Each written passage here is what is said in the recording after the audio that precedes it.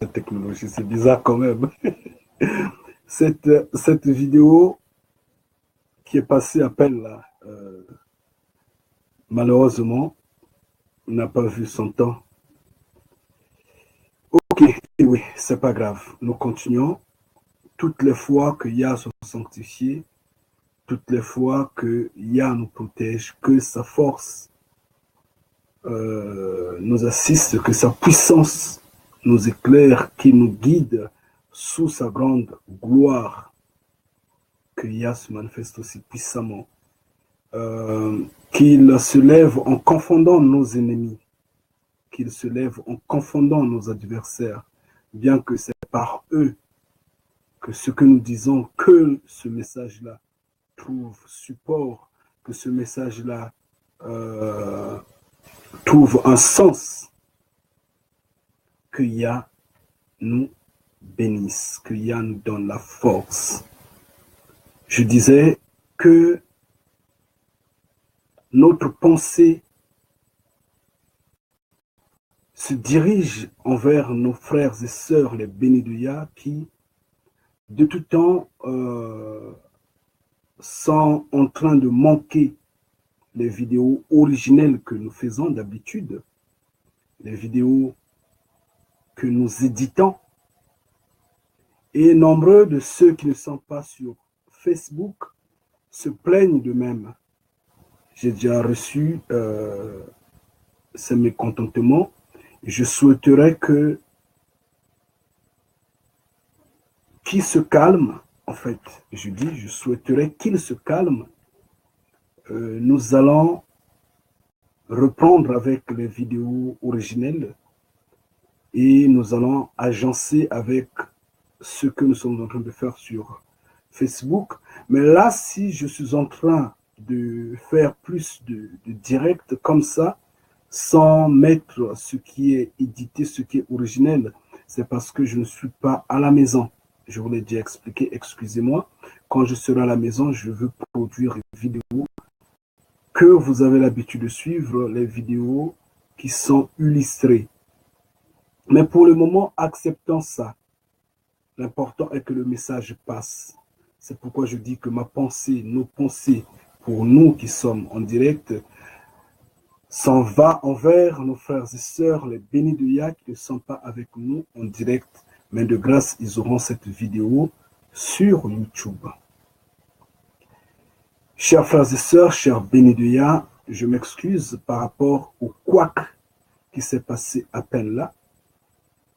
C'est la technologie, hein? C'est arrivé, c'est vrai. J'ai fait une maladresse. La souris était posée sur terminer la vidéo. Pendant que je parlais, je bougeais les doigts, je bougeais la main. C'est tombé sur le bouton qui commande cette souris-là. Ça a cliqué. Du coup, la vidéo était terminée. Bien, quand ça m'a posé la question si je dois totalement terminer la vidéo, j'ai juste cliqué terminer. Parce que revenir, je trouvais que c'était, ça allait faire peut-être des gaps ou je ne sais pas quoi. Excusez-moi, je vous en prie. Je vous bénis toutes les fois que Yah se manifeste aussi puissamment. Donc, à peine là, nous étions sur le Congo. Congo avec K, nous avions trouvé que le Congo avec K, on est la marque du Créateur vivant. On est la marque du Créateur vivant. Et pourquoi donc et comment, soi-disant, que le Congo est rempli d'intellectuels, soi-disant, je dis bien soi-disant, pourquoi dorment-ils? Pourquoi ne défendent-ils pas ce Congo avec K? Ce sont des nègres de maison. Ils doivent se réveiller. Ils doivent crier envers Yah. Sinon, c'est la destruction. Oui. Congo. Congo avec K. On est le nom de Yah.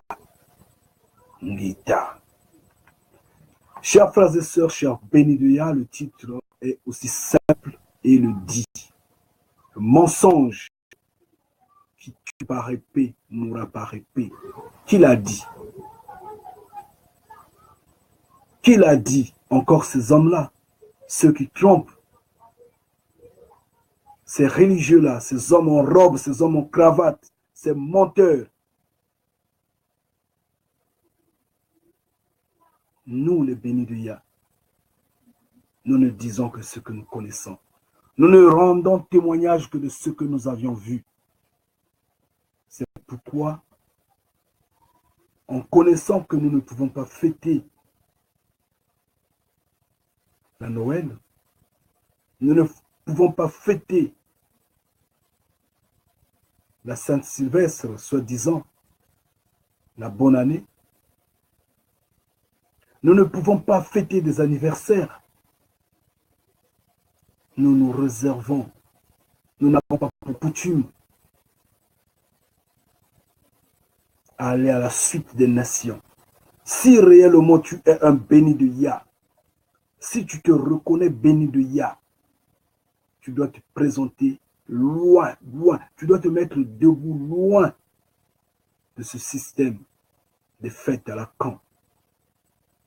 Mais si tu t'embrouilles à organiser des veillées de prière, à organiser des méditations autour des décorations à la con, autour de ces fêtes-là, c'est que tu es des nations, tu n'es pas un béni de Yah. Tu mérites de repentir. Justement, à ce propos, je me lève et j'ai comme serait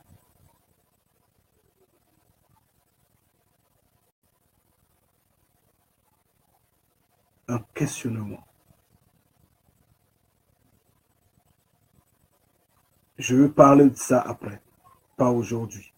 J'en ferai une vidéo parce que je sais, preuve à l'appui, qu'il y a des gens qui se disent soi-disant bénis de Yah, qui se sont laissés brûler pendant ces fêtes-là, pendant ces fêtes des nations. Et je veux en parler. À moins que ces hommes-là nous disent qu'ils ne sont pas bénis de Yah. Mais s'ils sont bénis de Yah, je veux en parler et je dirai honte à eux d'avance. Qu'ils sachent qu'ils ne sont pas bénis de Yah. Et jamais ils ne seront à la face de notre Père, notre Créateur. Oui. Jamais ils ne seront devant sa face. Parce que eux, c'est des rebelles. Ils sont comme Dathan. Mais je vais en parler. Le moment n'est pas encore venu. Je vais en parler ici, bientôt. Je vais en parler. Mais dites-le leur qui le savent déjà. Que je vais scrétier. Et ça n'a rien à faire.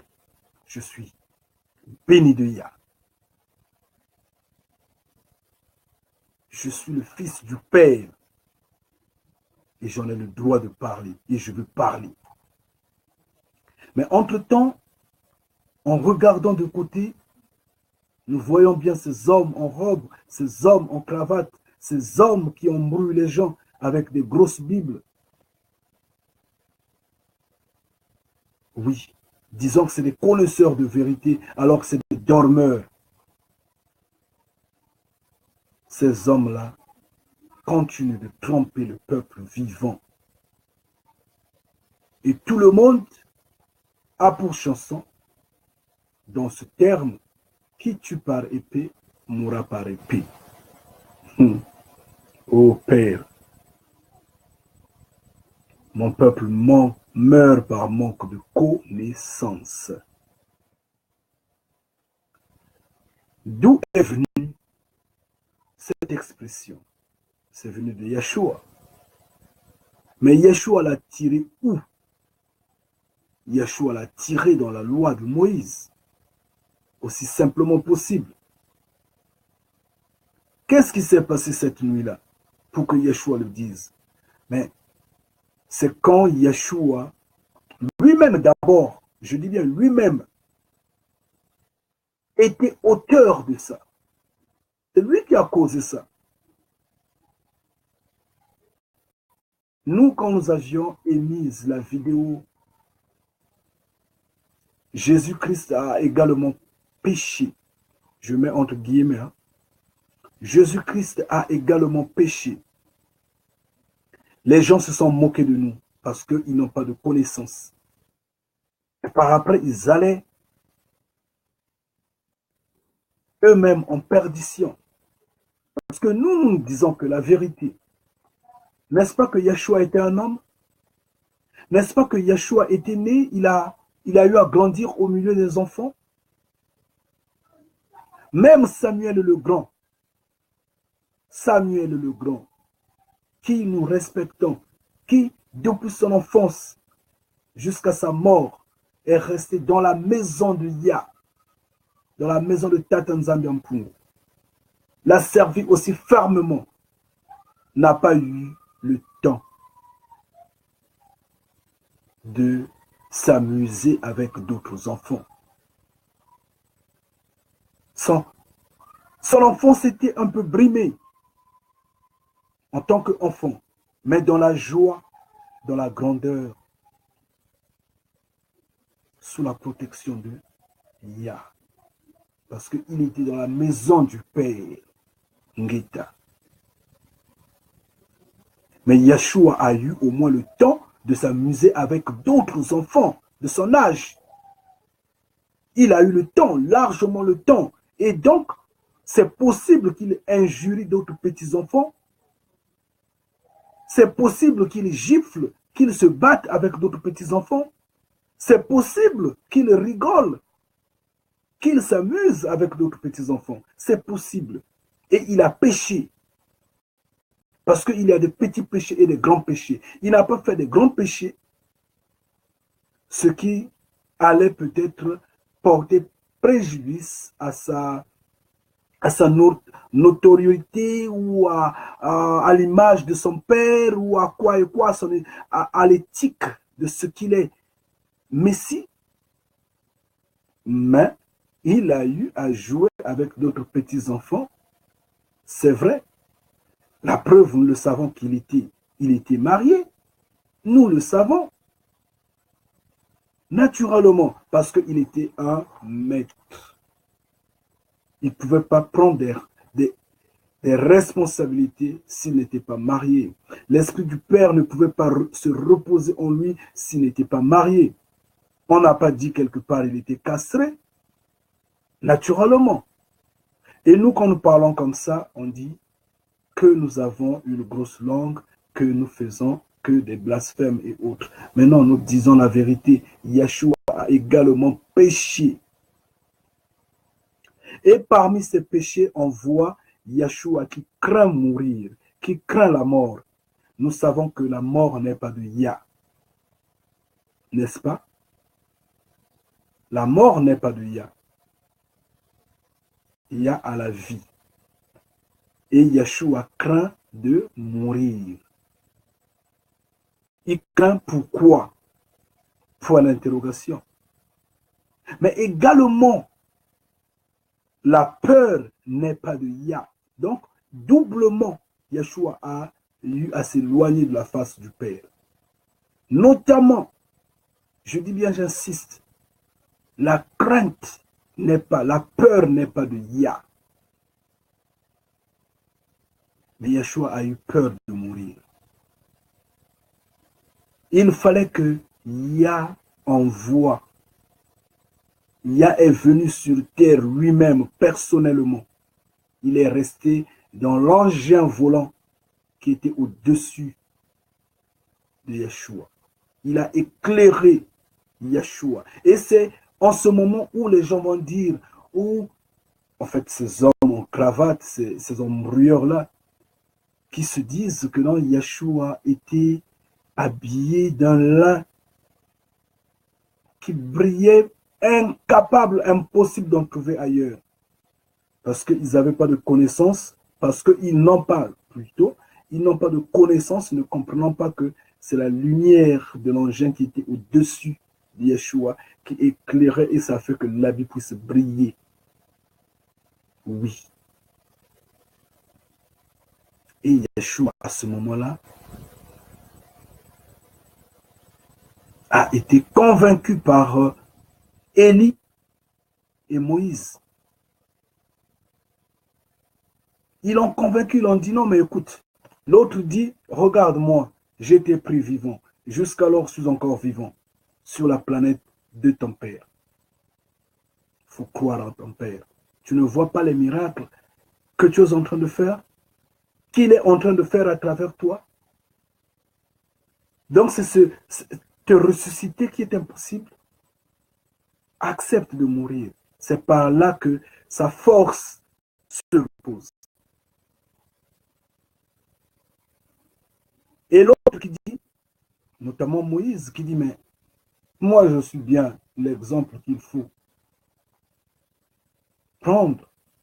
Hein, Yeshua? Moi j'étais mort. Ton père m'a même enterré. Mais tu ne me vois pas? Je suis là. Je suis éternel maintenant. Et c'est là où Yeshua va accepter de mourir. N'est-ce pas que c'est dans la Bible? Yeshua avait péché. Il avait exprimé la peur. Il a péché. Et non seulement cela, un peu plus tôt, vous vous souvenez quand il va dire, il demande aux apôtres, hein, il dit, vous vous souvenez quand je vous ai demandé d'aller prêcher ça et là, et je vous disais que n'ayez pas de bourse, ni sac, ni je ne sais quoi, et des poches trouées. Bon, là, j'exagère. Pour que vous ne preniez ni argent, ni quoi des gens. Vous vous souvenez, oui. Vous avez manqué de rien, non? Oh oui. Bon, mais maintenant, je vous dis, allez acheter les épées, allez acheter les armes, parce que nous allons nous battre. C'est dans la peur que Yeshua avait demandé à ses apôtres d'aller acheter les épées, d'aller acheter les armes pour se battre. Et ils sont venus, ils ont montré les épées, il dit, ça c'est bon, on va se battre avec ça. Et quand l'Esprit du Père l'a investi, Yeshua a banni tout ça. Et cet apôtre qui en avait la rage, qui avait gardé son épée malgré ce que Yeshua avait dit, mettez ça à côté, va prendre l'épée pour couper l'oreille de je ne sais qui parmi les soldats qui ont été envoyés pour prendre Yeshua. Et Yeshua va dire, range ton épée. Car qui tue par épée mourra par épée. Ngita. Là, c'est dans Matthieu 26, versets 51 à 53. Je reprends Matthieu 26, versets 51 à 53. Yeshua va dire, range ton épée, qui tue par épée mourra par épée. Mais Yeshua l'a tiré de la loi de Moïse. Oui. Yeshua l'a tiré de la loi de Moïse. Parce que il est dit dans Exode 21, il est dit que si un accident arrivait, tu donneras la vie pour la vie. Si on tue quelqu'un, on doit tuer celui qui a tué. Le sang renversé te sera réclamé. C'est ce que dit la Bible. Tu donneras œil pour œil, dent pour dent, main pour main. On t'a brisé la main, on doit briser également la main de l'autre. Oui. Pied pour pied, blessure pour blessure. Donc, tu me blesses, moi aussi je dois te blesser. Ça, c'était la loi. Meurtre sur pour mettre sûr. Ça, c'était la loi. Et Yeshua a tiré ça de là. Donc, épée par épée, épée pour épée. Qui tue par épée, mourra par épée. Maintenant, quand Yeshua tire ça de là,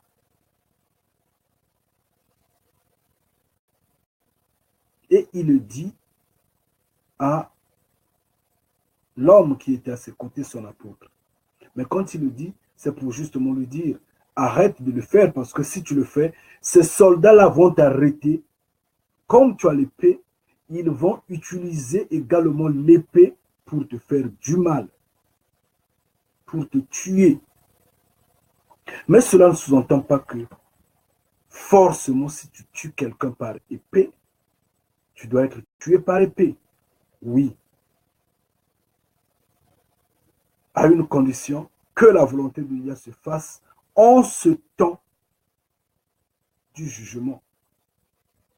Quand il va récompenser, quand il va donner à chacun son addition. Comme ces faux bénis de Yah qui sont en train de fêter l'anniversaire d'un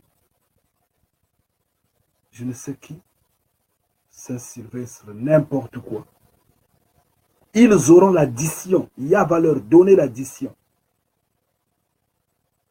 Donc, à ce moment-là, c'est possible que Yah puisse prendre l'épée pour détruire par épée, parce que tu avais détruit par épée. Mais dans la vie courante, est-ce que c'est utile d'en répéter chaque fois?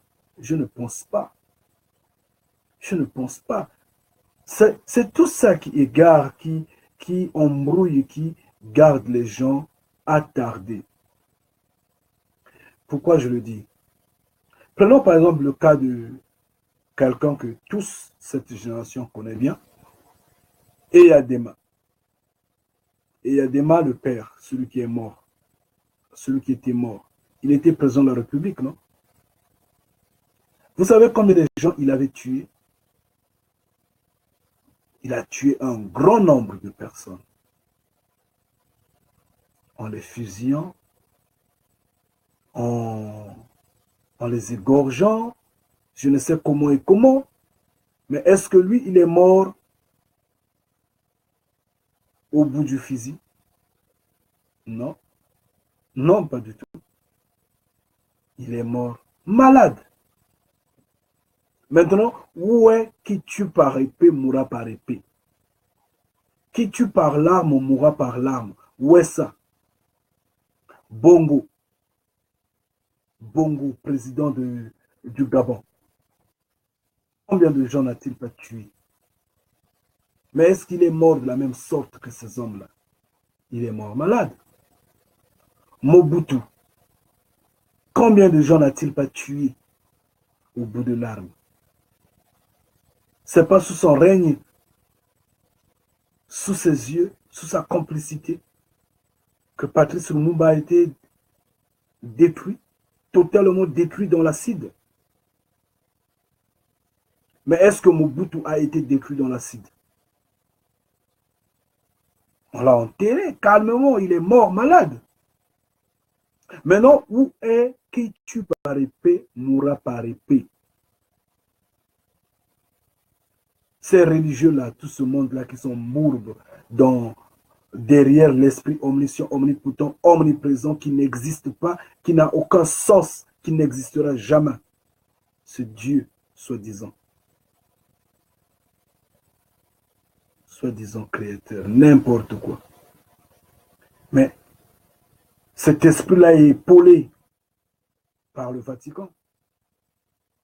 Mais combien de papes sont morts sous l'épée? Combien?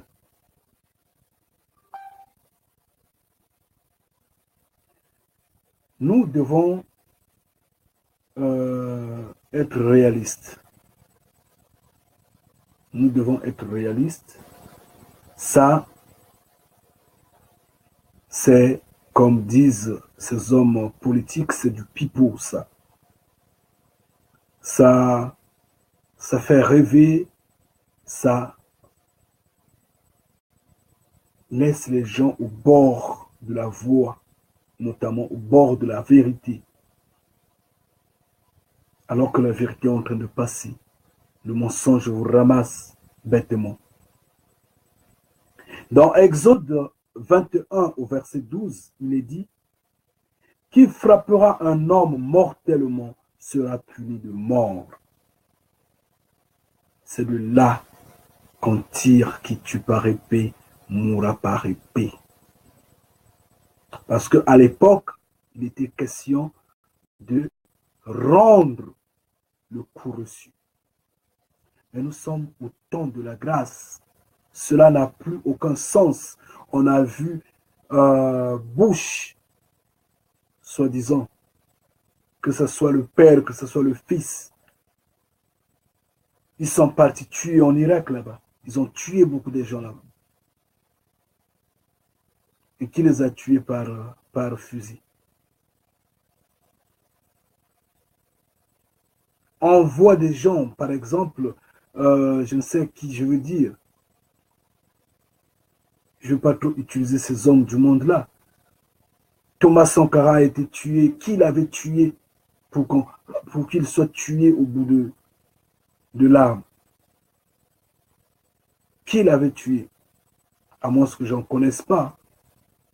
Mais sinon, ce que nous connaissons de lui, c'est vrai qu'il avait fait un coup d'État pour passer au pouvoir, soi-disant, mais il n'y avait pas de mort dans son coup d'État. Ce qu'on nous a dit. Et on nous a toujours dit qu'il a dirigé sans infusion de sang, sans toucher un de ses citoyens, et il a juste voulu relever son pays. C'est ce qu'on nous dit. Il était au bout de la cause africaine, mais on l'a tué au bout du fusil.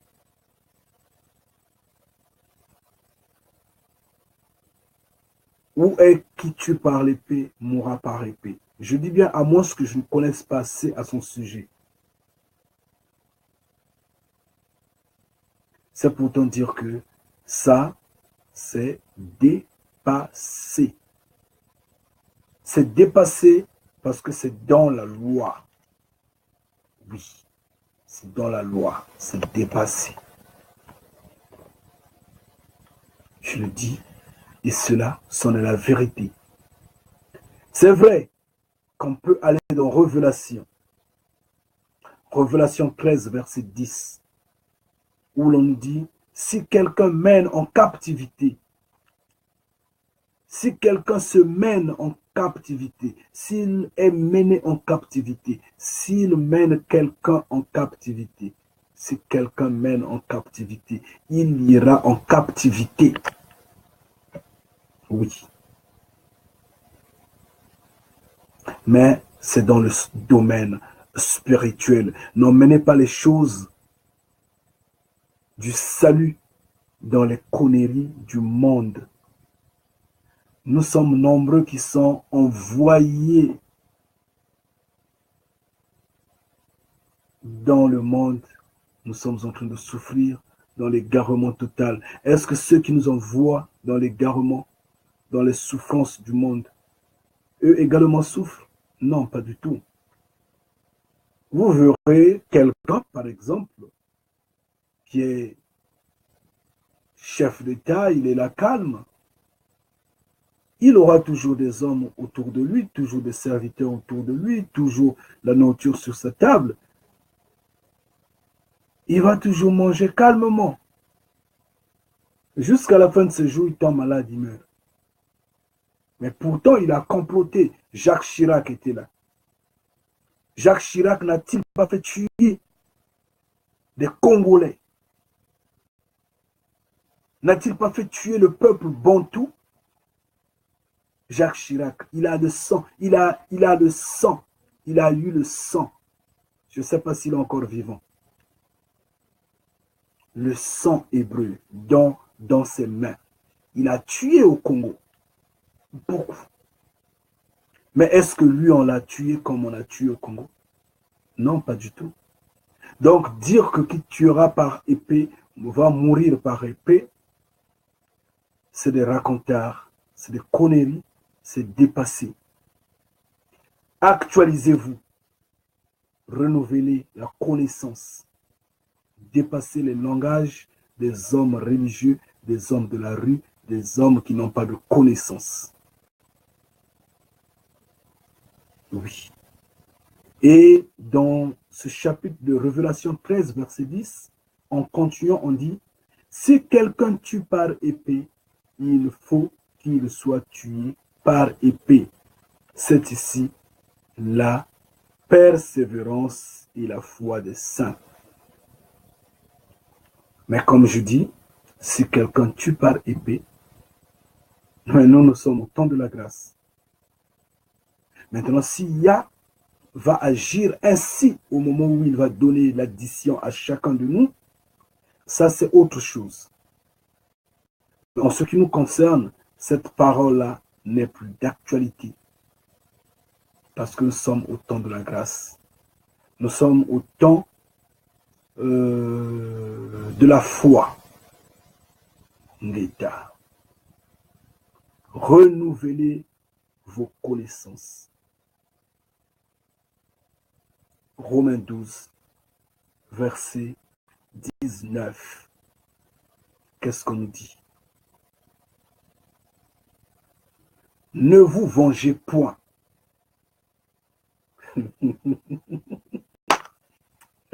Ô Père, ne vous vengez point vous-même. Bien-aimés, béni de Yah, ne vous vengez pas vous-même, mais laissez agir la colère. Ici, colère signifie Yah. Ici, colère signifie Tatanzambiampungu. Ici, colère signifie Congo. Le maître.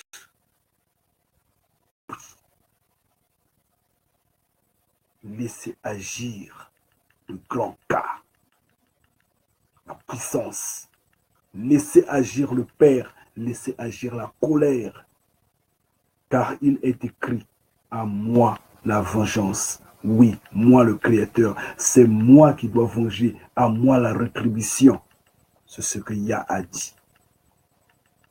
Maintenant, où est qui tue par épée va mourir par épée? Ça sont des choses des nations. Parce que les nations, eux, malgré ce qu'ils trompent que nous sommes au temps de la démocratie, au temps des droits de l'homme, au temps de quoi, ils trompent, ils essaient un peu de bercer les gens. Les nations sont encore dans la loi. Je le dis en vérité, ils sont encore dans la loi de Moïse. Ils sont encore en train d'imiter la loi de Moïse. Pourtant, ce n'était pas donné à eux. La loi a été donnée aux Hébreux, soi-disant. Parce que comme j'ai dit dans la vidéo passée, nous connaissons maintenant que tous ces noms-là sont faux. Même le nom hébreu là, entre guillemets, faux. Oui. Je dis bien, j'insiste. Mais nous allons d'abord rouler avec ça pendant un temps, en attendant que Yah puisse nous remplir de la connaissance totale. Après, nous allons abandonner ça.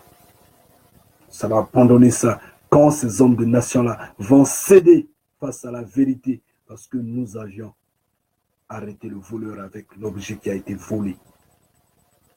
Oui. Quand ils vont céder, on va maintenant laisser toutes ces saletés-là comme Israël. C'est des faux noms. Nous le savons. Mais, comme je dis, nous roulons d'abord avec ces noms-là. Nous roulons d'abord avec tout ça. Les noms de Paul. Waouh!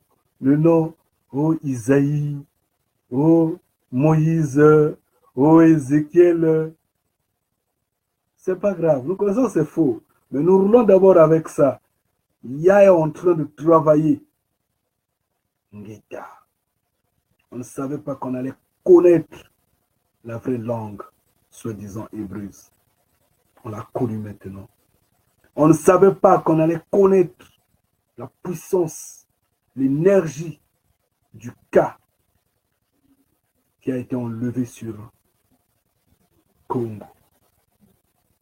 Pour l'écrire avec un petit C, dont on donne la signification, disons, ce n'est qu'une danse. Vous jouez avec les gens. Franchement, les Occidentaux jouent avec les gens. Un peuple, une terre. Vous dites la signification danse. Une danse. La danse des prostituées, la danse des ivrognes, la danse des perdus, des pervers. Une danse. Vous donnez la signification à un peuple béni, alors que ce peuple-là, originellement, en écrivant son nom avec K, dit tout simplement amour comme vertu du Créateur vivant. Dit tout simplement univers, terre, centre, grandeur, intelligence, sagesse, humilité, bonté, lumière. Et ce peuple-là parle la langue qui est parlée dans les cieux, la langue Congo. Mais vous réduisez ce peuple-là en un C qui n'est autre que camp de concentration, qui n'est autre que dominer, comme je dirais, contrôler, qui n'est autre que corruption. Mais un peu du respect quand même. Anyway, donc on dit à moi la rétribution, à moi la vengeance, dit le Créateur vivant. Maintenant, où est qui tue par épée, mourra par épée? Bien qu'à l'époque, nous sommes au temps de la loi. Mais il y a dit, à moi la rétribution, à moi la vengeance. Nous sommes au temps de la loi. Pourquoi il a dit? C'est parce qu'il savait, quoi qu'il arrive, c'est lui qui mettra la loi. Donc, qui tue par épée, mourra par épée, a pris déjà fin, surtout quand Yeshua a apparu. Parce que nous sommes dans la foi.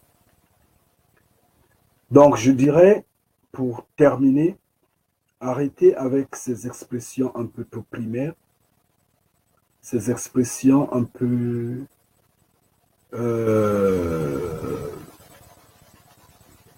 idiotes qui n'encouragent que les nations, également les religieux, eux-mêmes malheureusement guidés par des aveugles qui sont en robe et en cravate, ces ombrieurs-là, tous vont tomber dans le trou.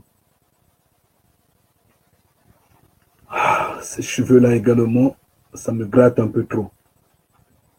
Celle qui me coiffe est restée en Angleterre, malheureusement. Je ne sais pas qui je lui donne la tête pour me coiffer.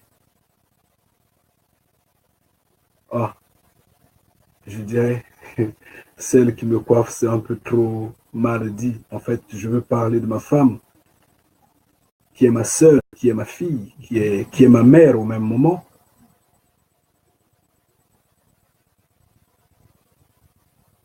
Malheureusement, ça me gratte un peu trop. Bien, je vais enlever ça demain pour ne pas un peu trop raconter n'importe quoi. Que Yah soit glorifié, nous sommes là. Nous sommes presque à la fin. Je clôture la dite vidéo dans 2-3 minutes au plus. Je suis en train d'insister sur ma sœur Arlène. Je t'en prie, ma sœur, prends un peu de ce qui est naturel. Mais j'insiste bien, si tu as des médicaments à prendre, prends-les. Renforce avec ce qui est naturel. Si la douleur elle est grande, je dis bien, si la douleur est forte, tu prends les médicaments pour l'atténuer. Maintenant, si la douleur n'est pas forte, passe directement à ce qui est naturel. Tu fais un peu ce cure-là, je ne sais pas, gingembre, comme je disais. Les citrons, en fait, les épluches, plus les épluches de citron, sa peau, là, la peau, tu mets de l'ail, que ce soit fort, hein, que vraiment, ça soit fort. Ça va passer, la grippe, ça va passer. Moi, entre-temps, j'ai eu également à m'emmerder. La gorge m'emmerdait vraiment beaucoup. Vous-même, vous m'avez conseillé et je l'ai fait. Et donc, toi de même, je te redis la même chose que tu m'as dite la fois dernière. Sois béni. Bien, je vais vous quitter tous. Soyez bénis, chers frères et sœurs, chers bénédictins. Vous m'aviez vu aujourd'hui un peu agité. Je l'ai dit dans la première vidéo. Je n'ai pas compris pourquoi, dès que j'ai commencé la vidéo sur le Congo, c'est comme un esprit. C'est comme on me poussait, c'est comme on me grattait, c'est comme on m'oppressait. Le temps a changé. Mais comme il est écrit que le prophète doit dominer l'esprit qui est en lui, Ngeta, il y a à agir, il y a à bénir. Nous ne sommes pas comme ceux qui n'ont pas su dominer l'esprit qui est en eux, se sont laissés à tomber en transe. C'est diabolique. Soyez bénis. Ngeta. Alors, je vous quitte tous. Mon écran ne me montre personne. Je ne sais qui saluer. Je sais que vous êtes là. Soyez tous bénis. Que Yah vous bénisse. Que Yah vous donne la force. Que Yah vous fortifie. Ngeta. Et pardon, n'oubliez pas, demain, je ne sais à quelle heure exactement, je ne sais à quelle heure, que ce soit tard dans la nuit, je dis bien que ce soit tard dans la nuit, je veux faire ce live-là, mais je ne sais pas à quelle heure. Je vais faire ce direct-là pour donner le rapport au béni du Yah, le rapport de la rencontre qu'on a eue à faire entre-temps à Rouen, en France, bien sûr. Je veux le faire demain. Et donc, soyez bénis. Ngeta.